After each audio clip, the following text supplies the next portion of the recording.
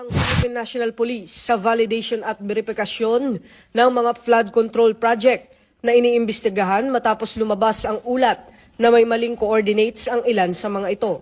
Ayon kay Acting Chief PNP Police Lieutenant General Jose Melencio Nartates Jr., katuwang ng pulisya ang Independent Commission on Infrastructure sa inspeksyon ng mga questionableng proyektong pang-infrastruktura kabilang ang flood control. Ang hakbang ay kasunod ng pahayag ng Department of Public Works and Highways na kailangan ulitin ang ilang inspeksyon dahil sa hindi pagkakatugma ng grid coordinates ng mga proyekto.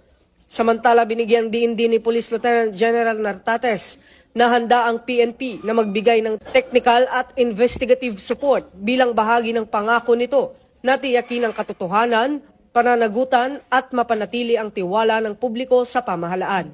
Ito ang bagong PNP para sa bagong Pilipinas. Serbisyong mabilis, tapat at nararamdaman.